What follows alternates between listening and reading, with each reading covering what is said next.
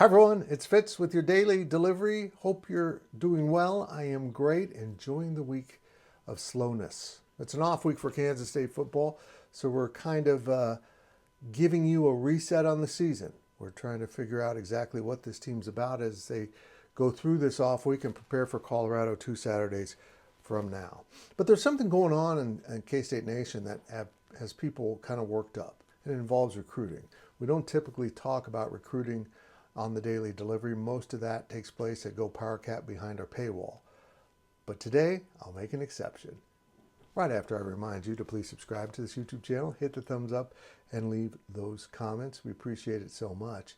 And if you remember, when Linkon Cure committed to Kansas State, we sent a team out there, including Ryan Wallace and Zach Carlson, to cover that event and do a mini documentary called Decision Day, Linkon Cure. We did the same thing for Avery Johnson. Avery was a high 4-star. In hindsight, he obviously should have been a 5-star quarterback. And K-State got a commitment from him before the season started and then had to fend off other programs that kept trying to steal him, notably Oregon. And now the same thing is happening with 5-star tight end Linkon Cure from Goodland. We know from that documentary and other coverage at GoPowercat that Linkon Cure grew up an Oregon fan because that's who he played as in the college football video game.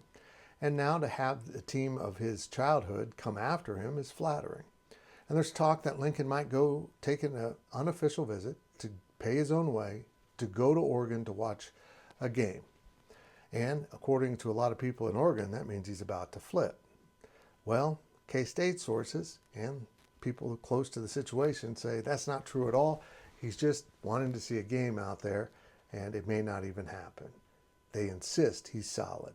I asked Chris Klieman about this topic. He can't address Linkon Cure as an active recruit by name, but here is what he said in response to this landing high-level, highly rated, I guess is a better way to put it, recruits and then having to defend them all the way to the end of the season when they can officially sign their letter of intent. Here's Coach Klieman. Coach, getting back to recruiting, and again, I know you can't talk specifics, but you had to defend a high-level recruit in Avery all the way up to signing day. You got the early commitment, then you had to defend it. How difficult is that when so many programs don't take the commitment as it's done? It's just part of what you do. I guess I think of that as you're always recruiting them, and whether or not you're have a commitment, whether or not you have a young man on your team. Unfortunately, with the way it is in college football right now, we don't want there to be tampering. There is tampering. We know there is through third parties and stuff. That I talk about all the time. We re-recruit our roster every day. Not only the kids that we're still looking at that aren't even at K-State yet, but the kids that are at K-State, we're recruiting those guys every day. And that's a part of college football now. So my news is just to kind of calm down, see how this plays out. I don't think Linkon Cure is changing, but I've been wrong before, as you know.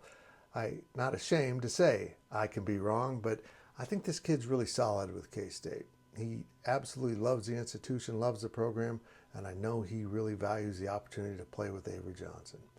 Plus, when you stop and look at this team, you realize they have played 4 tight ends in 5 games, and all 4 have scored touchdowns. It is a system built for tight ends, and I don't know that Oregon's sales pitch of part-time tight end, oversized wide receiver is fully going to work.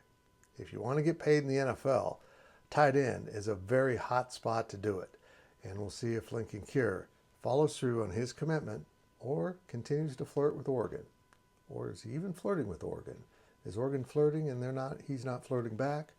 I don't know. Covering recruiting and the comings and goings of high school young men is always interesting.